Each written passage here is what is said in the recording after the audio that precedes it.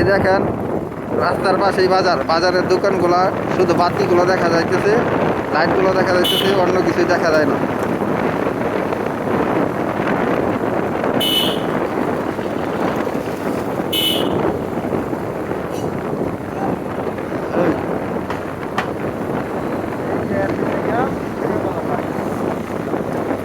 এই যে দেখতেছেন আমাদের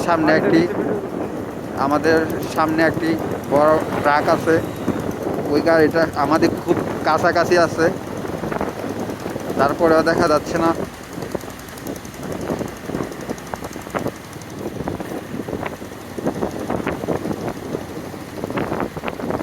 সর্বোচ্চ 10 হাত দূর হবে আমাদের কাছ থেকে গাড়িটা। এখন এই জায়গাটা একটু কুয়াশা কম।